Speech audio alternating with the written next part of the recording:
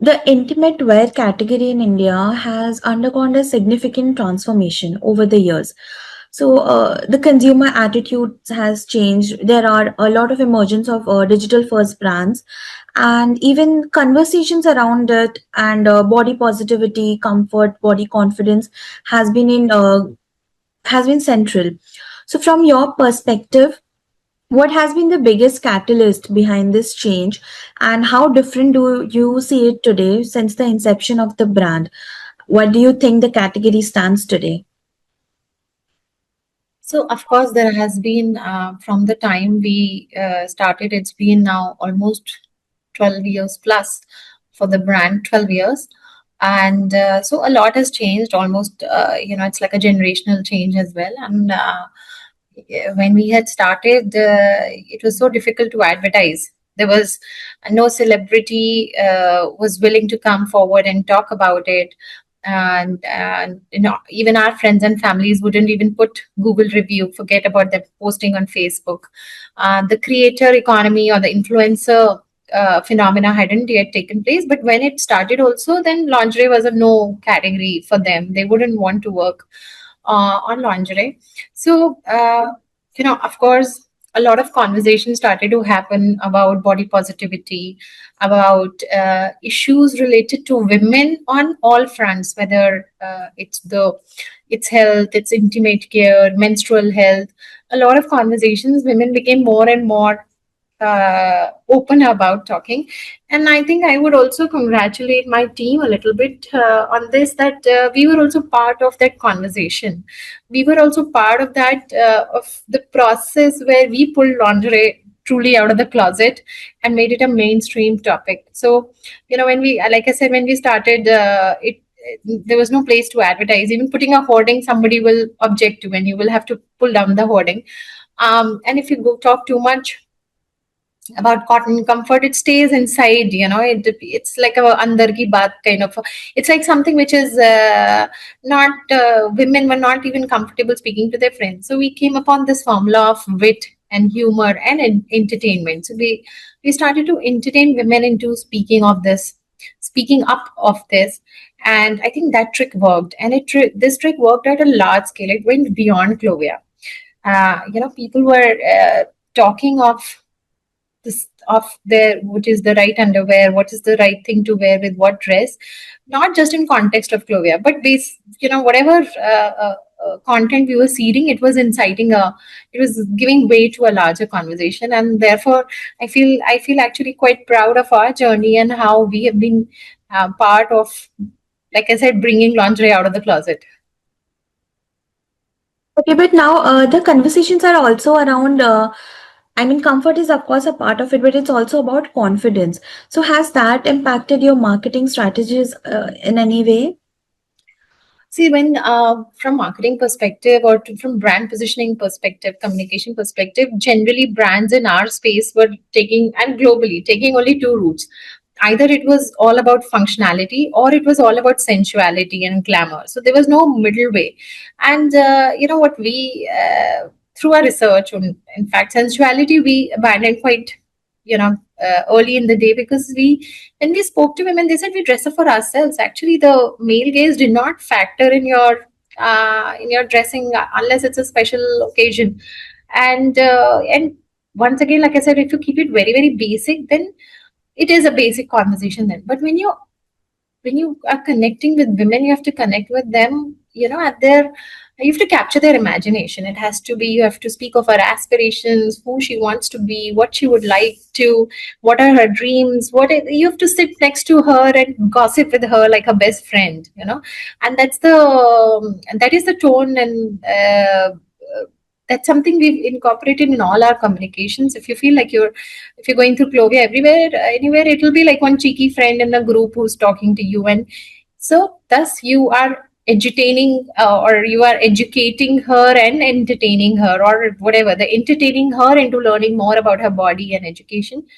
And one thing we thought, and this is very important, that a woman should wear Clovia and think of Clovia for 30 seconds in morning. When she looks at her, when she's dressing up, she looks at her in the mirror, she feels good about it. And you start your day on that high note, and then she should completely forget about Clovia. She should not, she should think of us 24 hours later the next morning when she's again fishing out what to wear with my dress today. And that's when she comes upon Clovia and she feels put together and she admires herself in the mirror and gets about her day. Um, Bras has always been seen as a necessity, Yeah, but it's not. It has not been something that the consumers actually enjoyed wearing. One of the first things that women do is like take off their bra. We have seen yeah, several reels about it. yeah, So there's a reflection of how comfort has been compromised. yeah, How is Clovia thinking about this? Is there any kind of product innovation that you have thought about to solve yeah. this long-standing consumer pain? There's a high chance that the reels you're speaking of were also done by Clovia team, because we actually said, we understand the category that we are in, while it's a necessary aspect of your dressing up, because it does provide you support. Women have told us that they couldn't run to catch bus that day. They missed some bus, they missed some, getting, you know, kind of bouncing down the stairs is also a problem. So unique things women have told us that it's so important. So but you just cannot, you cannot wait till you get back home and get out of it. So that is also reality. So we actually made a lot of, we spoke about this contradiction a lot in a fun way. We did a lot of work on Indian fits because nobody had collected Indian fit data before us. We have about a million plus fit data specific to bust for Indian women, and that helped us create products that were fitted for Indian body type. Number one, and slowly, and I can't say that we did it in first year, second year, third year, but in our 12th year, I can tell you we have improved a lot on our fabrics, the softness of elastics, and now world over globally, fabrics have evolved to be Indian climate resistant, to give that feeling of minimalism, and more we are all moving towards minimalism when it comes to underwear. And Clovia has also done a lot of work in bonded and seamless range, where the stitches, you don't feel any stitches on your body, you don't feel any tightness of elastic on your body or a separate elastic feel on a body. It's like a seamless garment that you wear. It's quite silky and smooth, and also obviously it is built to resist Indian heat and Indian humidity. So if you go and check out Clovia, you will see a lot of products on that. We also worked on small issues like we saw our own elders at home, how it becomes difficult to take your hand behind. And so we came up with products which are front open, give you the right support, but front open. Women, as they age, they lose volume, but the width of and they want even softer elastics. So while they've not, the size has grown from the bust width, but the volume of the actual bust has gone down, of the cups has gone down. So we worked on that. So the sizing that we did is actually well suited for women of that age. So there are a lot of minor nuances that we have worked, and which has got us good results. And are there like products for the teenagers who are just growing up? Yeah, The yeah, we do a lot of work, and mother is usually the first time buyer. Now a lot of young girls also know, and I think there's a very small period when they stick to that couple of years or 3 years when they stick to beginners before they graduate to actually uh, a regular product. And so again, you have to be very mindful. That is also the age an adolescent is very feeling very, very underconfident about herself, and she's just growing up. She doesn't understand her body. In fact, bodies grow faster than your brain during that between age of 13 to 16. So she's not able to understand. So we've created products which are, once again, once she puts it on, she can forget about it.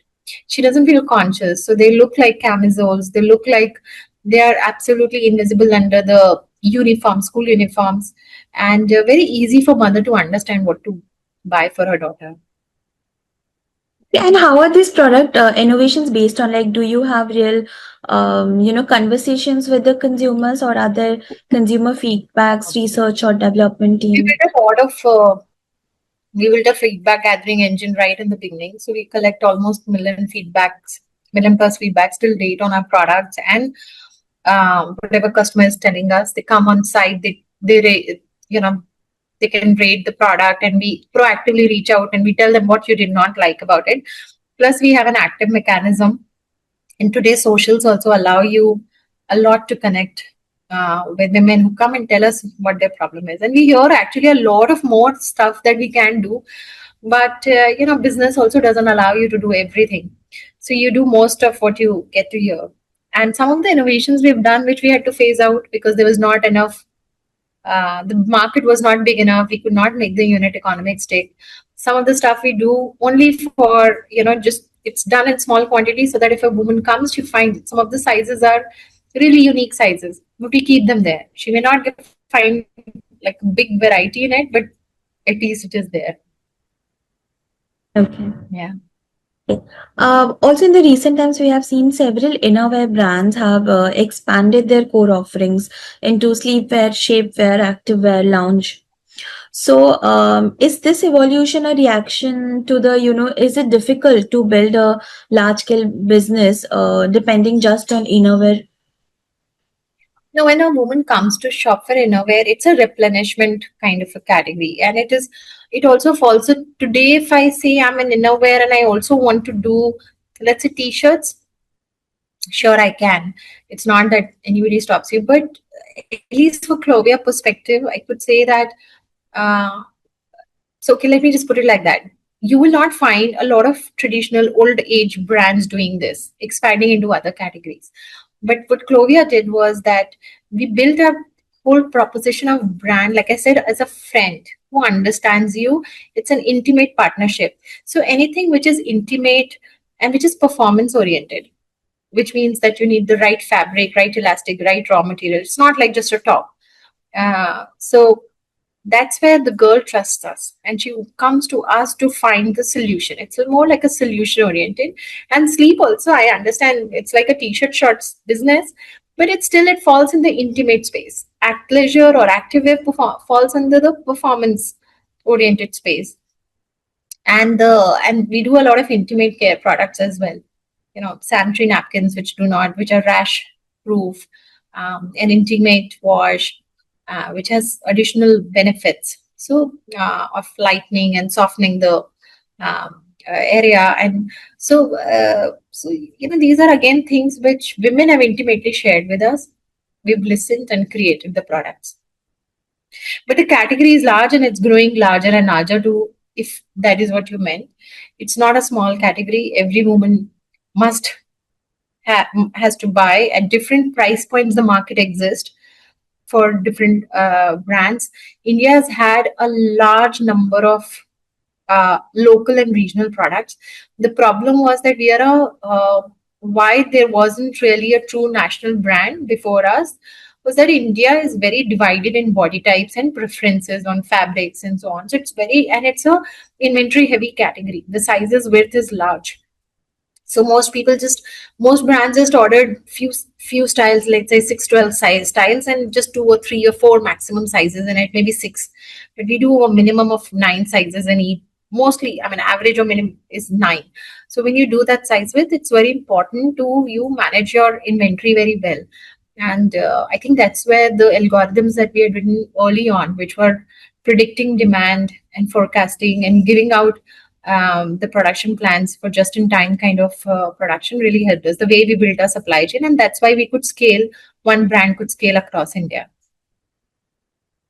Yeah. Which of these categories are currently driving the strongest business growth?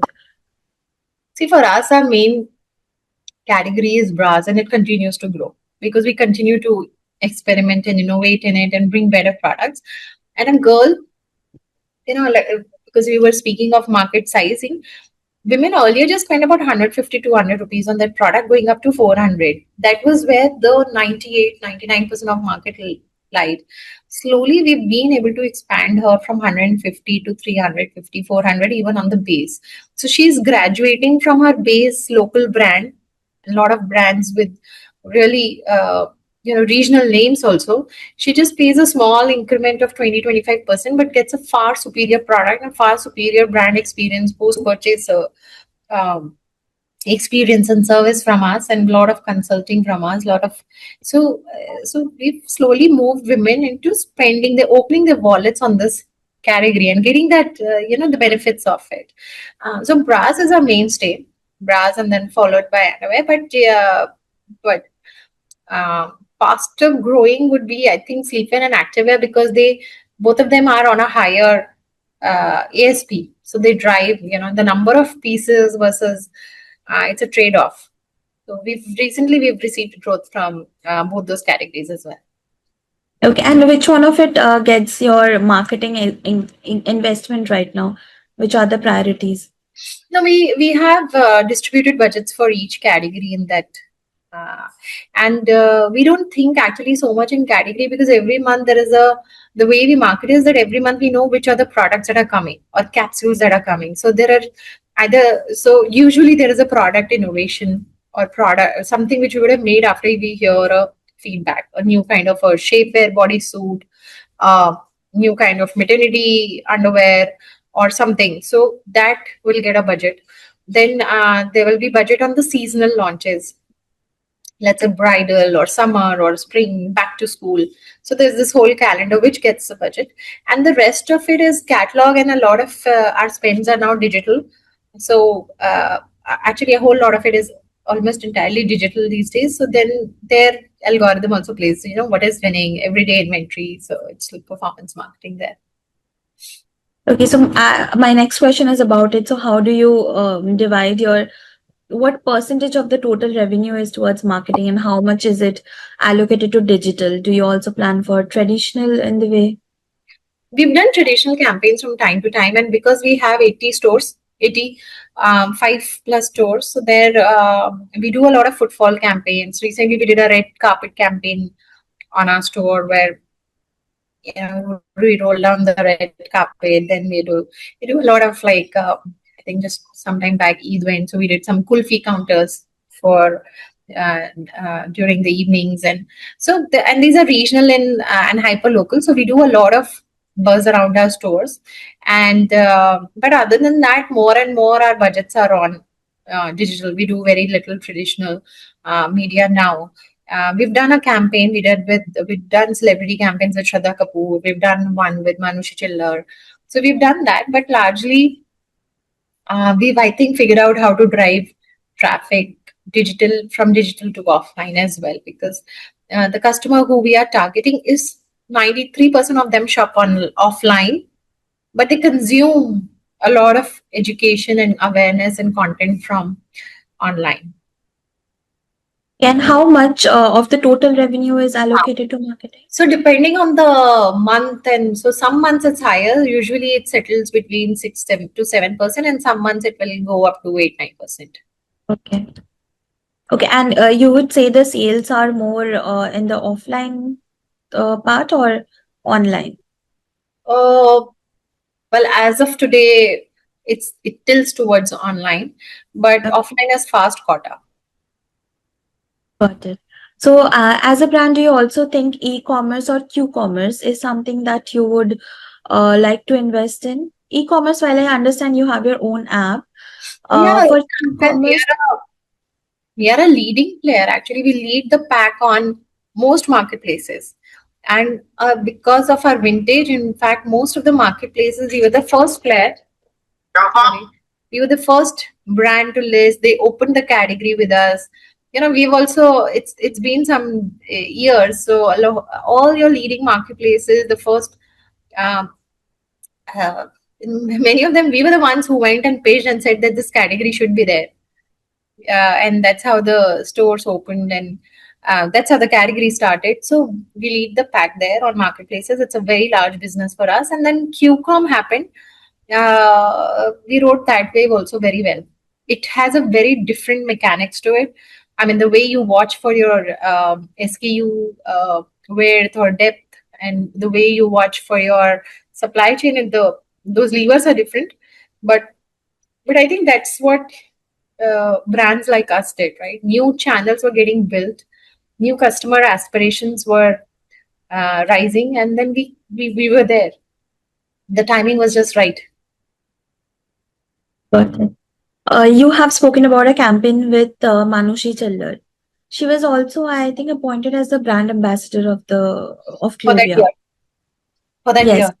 Yeah. So right now, does Clovia has any brand ambassador? Are you No, looking into celebrity we've endorsement? not done any celebrity campaign this year, and but we have a lot of creators now collaborating with us, organically also and inorganically also. To some, we reach out when we launch. Like I said, there are capsules that we want to speak about, or topics, products that actually need a lot of show and tell, and and they need explanation. So then we reach out to the to creators and ask them, and it's and tell their audience, and then it takes its own course. Okay. Okay. So how for recently, I think ASCII has released a report. According to it, creator compliances is something that is getting difficult. So how do you ensure that, and how do you measure it, the engagement metrics? What kind of contribution is it bringing to the brand? How do you ensure that? Over a period of time now, it's been 4, 5, maybe 6 years that we've been doing. We've been working with creators. So earlier it used to be quite heuristic, and you don't know, sometimes a person with, let's say, under 10,000 followers was connecting far better with those 10,000 than somebody with millions. And but over a period of time, we've collected so much data, and some tools also, engagement tracking tools that we use, that now we know what works. And what really, it's now a whole lot of our work on creators is not about just their audience, but their content is far more compelling for audience in general. I mean, I may not be following a particular influencer, but the content she puts out and gets served to me, I get hooked to it. So we look for those kind of people who are, I would say now we don't look at influencers as much as we look at content creators. So she may not be able to influence her own audience so much, or her audience is still building up, but she's very good. She works hard at making that product. Um, I mean, very attractive, and tell about their product. So we like to do that. And then there are some metrics our team has on.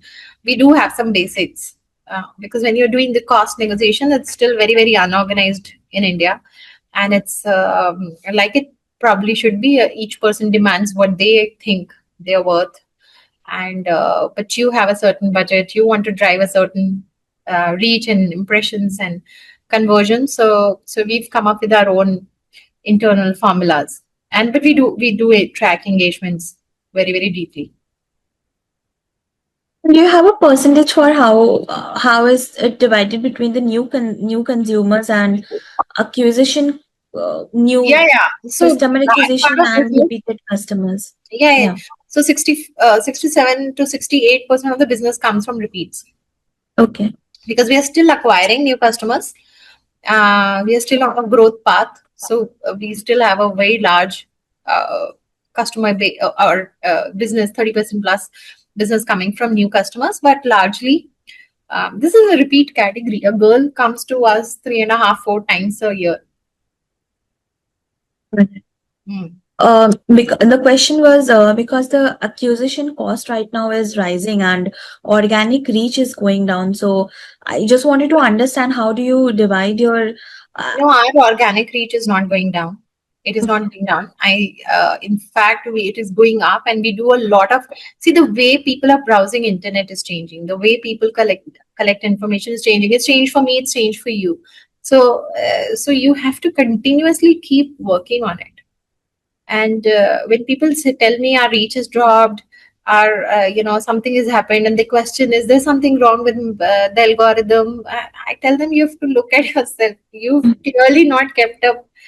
You've not updated your site to the new updates that have come. You've installed something on your site which is you know which is hampering the user experience. So something has gone wrong, but organic reach is only increasing. You have to just create new sources, and you have to work, Okay. create new sources. The sources are getting created every now and then. You have to keep working now. You have to be very compliant to, because people are using chat GPTs and their AI tools. So you become compliant to that. And you also, so you have to keep an eye on future all the time. So you have you thought about partnering with ChatGPT because people are searching for products there and they have that in-app buy option. So a person can purchase and complete a payment in the app itself. So have you thought of anything That around option that? is not available to us right now, but Okay, we do a lot of work on LLM visibility, and we do a lot of work. got it. And Um, organically, we also get a lot of word of mouth. So there are things that we do which keeps us in news all the time, or on top of customers' mind all the time. Okay, so you have earlier spoken about tier two and tier three markets. So you said they have the local products that is readily available to them. So are you right now seeing any different kind of consumer behavior or interest from the tier two, tier three markets? How are you adapting your marketing, communication, or price strategy to those consumers? See, one thing I've noticed that the aspirations or the awareness of tier two market is not even, I would say, 5 or 10% lower than metro. It is only about availability. And Yeah. all metros have tier two sensibilities as well. Most metros, you will find large pockets are of immigrants, and immigrants have come from tier two, tier three cities. So their sensibilities are still this, they still belong to where they grew up and their parents and so on. So therefore we've created a good mishmash. We've created a brand which is enduring, youthful, very joyous. So these are very universal emotions. They don't look at metro and non-metro. These are universal emotions.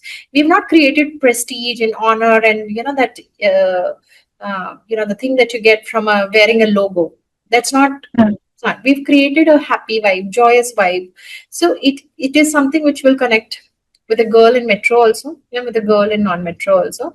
But we've kept pricing which are very friendly towards, like I said, tier two sensibilities.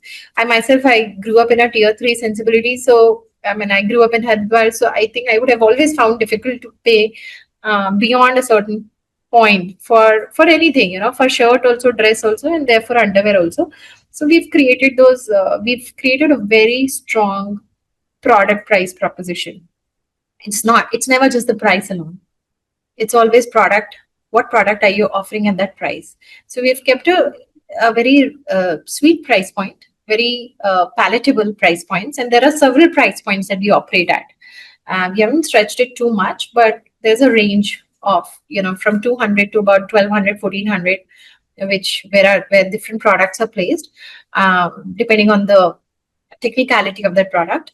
But the value that the customer gets in that price is very, very good, and that's why they come back to us. Okay. But how much, profit do you see in these markets compared to metro cities? It's comparable, both of them. I mean, in fact, I would say tier two markets are more profitable for us. In If I speak of stores and if I speak of online as well, they are very good markets because it's not like you see very different return percentages.